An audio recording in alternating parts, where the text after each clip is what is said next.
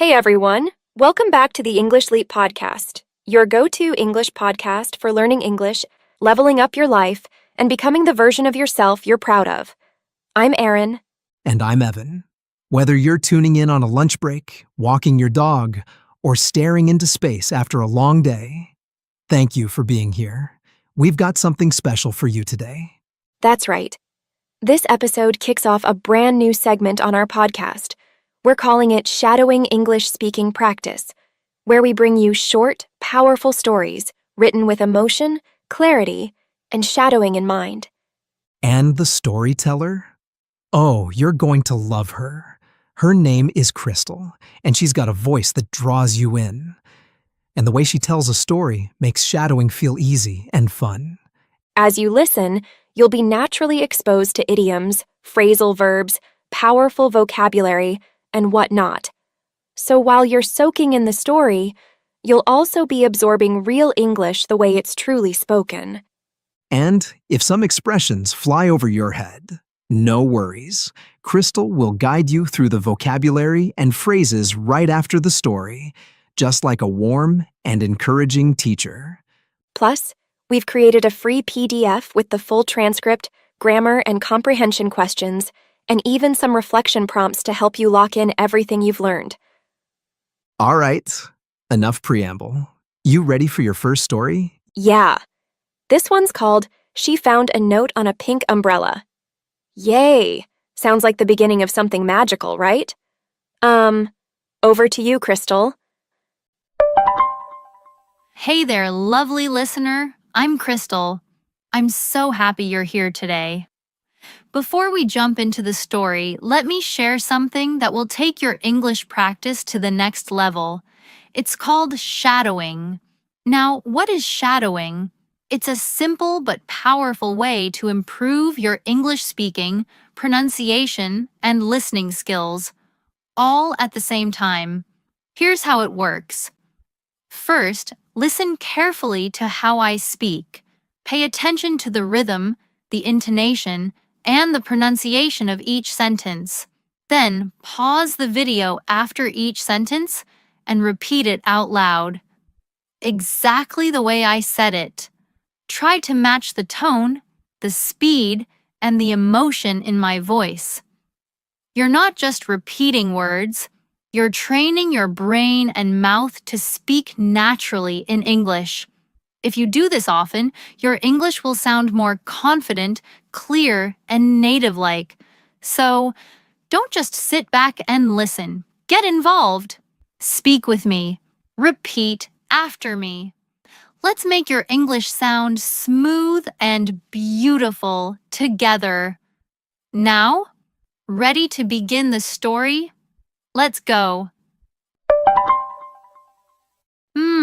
So today's story is about a woman named Rachel, a rainy day, and one small act of kindness that changed her outlook. This story is not just about English. It's about hope, paying attention, and finding something beautiful in the middle of a difficult day. So sit back, relax, and feel free to shadow along with me. The rainy morning.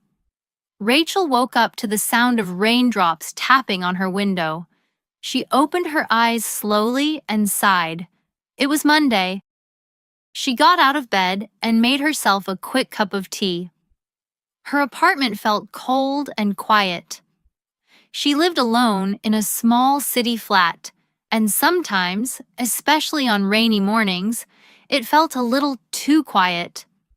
She looked out the window and saw people walking to work with umbrellas. "I wish I could stay in bed all day," she mumbled, but she had to go to work. Rachel worked at a bookstore, and even though she loved books lately, everything felt heavy. She grabbed her coat and reached for her umbrella, but it was broken. One side was bent, and the handle was loose. She stared at it for a moment. "Great," she whispered. "Just perfect." Rachel walked to the bus stop in the rain. Her coat was too thin, Her shoes got wet, and her hair started to curl from the damp air. When she reached the stop, she was already wet and cold. There were a few people waiting: an old man with a newspaper, a young girl with headphones, and a mother holding a baby. Rachel stood quietly at the end of the bench, trying to make herself small. Then she noticed something unusual. Next to the bench, leaning against the wall, was a pink umbrella. It looked new and unused. It didn't belong to anyone nearby. She looked around. No one seemed to notice it. She picked it up carefully and looked at it. It was bright pink, with little white flowers printed on it. There was a note attached to the handle. It said, "If you're reading this, it means you need it more than I do today. Take it. Stay dry. A stranger." Rachel stared at the note. Her eyes widened, and her lips curled into a small smile, the first smile of the day. She looked around again. Still, no one claimed it. She held the umbrella tightly and opened it. It worked perfectly. The rain didn't touch her now. For the first time that morning, she felt warm and seen. She stepped onto the bus and found a seat by the window. She kept the pink umbrella in her lap and looked at the note again. A stranger had left a gift. For someone. For her. The bus moved slowly through the city. Raindrops slid down the glass. Rachel stared out, thinking about the kindness of someone she had never met. She arrived at the bookstore a little early. She unlocked the door, stepped inside, and turned on the lights. The place smelled like paper and coffee, two things she usually loved. She hung the pink umbrella near the coat rack, smiling to herself. Her coworker, Grace, walked in a few minutes later. "Nice umbrella," she said, raising an eyebrow. "Pink suits you." Rachel laughed. "It's not mine. It's a gift from a stranger." Grace looked confused, so Rachel told her the whole story. When she finished, Grace said, "That's the sweetest thing I've heard all week." Rachel nodded. "It really is. It changed my whole morning." That night, when Rachel got home, she dried off the umbrella and carefully placed it by the door. She sat on her couch and thought for a long time. She wasn't sure why that one kind act meant so much, but it did. She wanted to do the same for someone else. So the next day, she left a book on the bench by the bus stop. It was one of her favorites.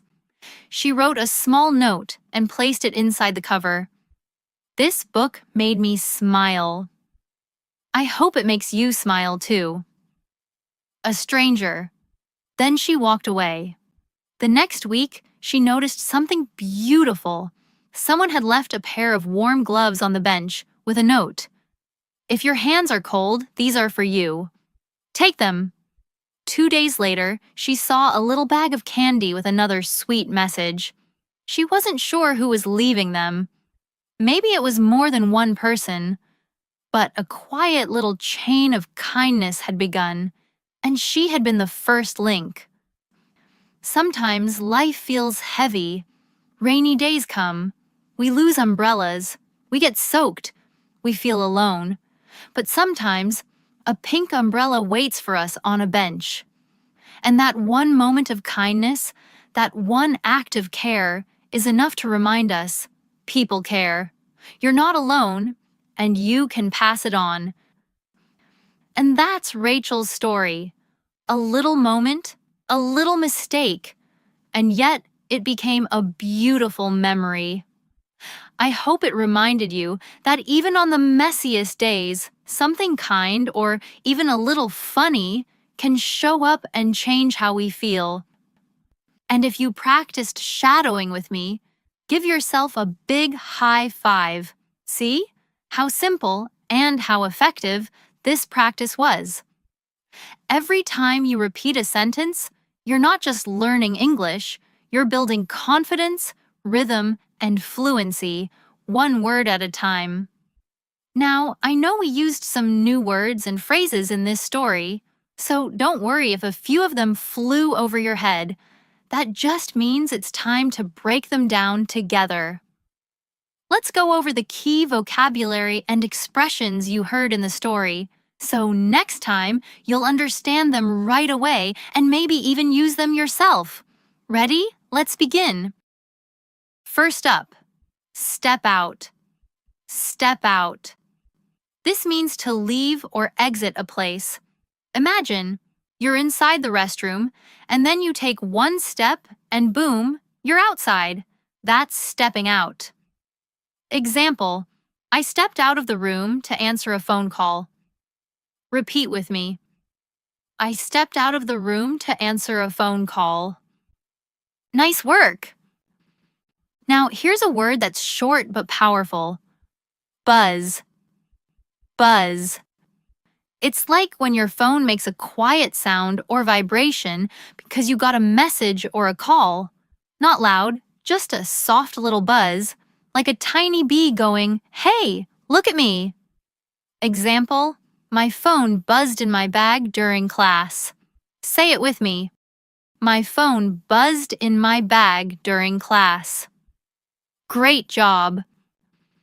Let's explore this one next. Mumble. Mumble means to speak very softly or unclearly, usually when you're nervous or unsure. Your words don't come out clearly, they kind of hide in your mouth. Example, I felt embarrassed, so I mumbled a quiet, "Sorry." Say it together. I felt embarrassed, so I mumbled a quiet, "Sorry." Nice and clear, well done. Here's a fun one. Zip it up. Zip it up. This means to close something with a zipper, like your jacket or backpack. Imagine zipping up your bag so nothing falls out. Example, I zipped up my backpack before going outside. Repeat after me. I zipped up my backpack before going outside. Perfect. This next one is all about emotions. Awkward. Awkward.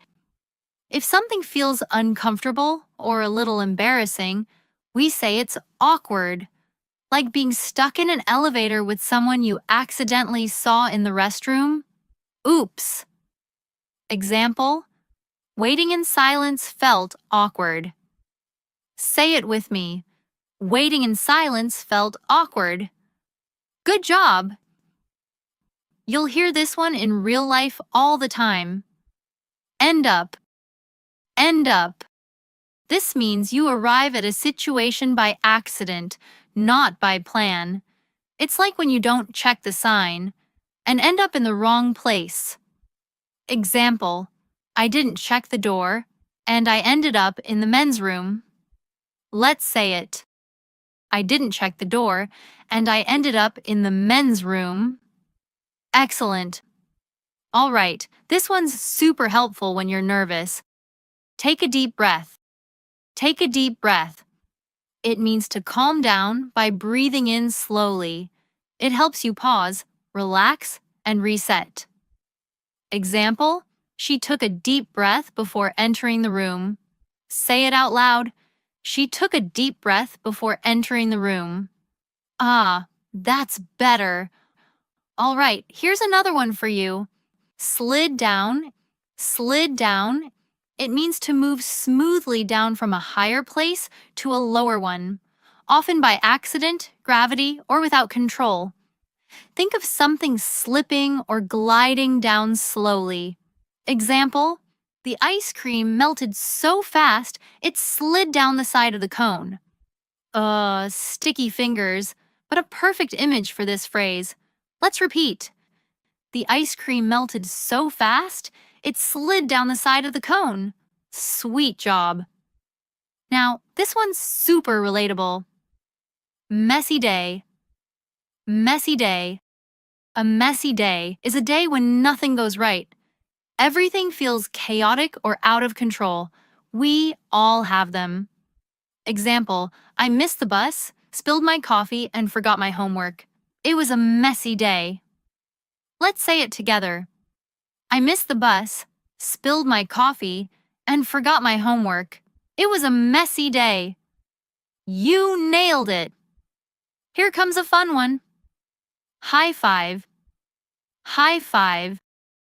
We use this to celebrate something good, a gesture where you slap hands with someone. Let's celebrate you practicing today. Example, she got an A on her test. High five. Say it proudly. She got an A on her test. High five. Yes. And finally, one that's kind of funny. Flew over your head. Flew over your head.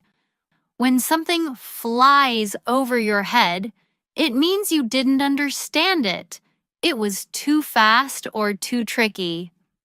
Example, the joke flew over my head. I didn't get it.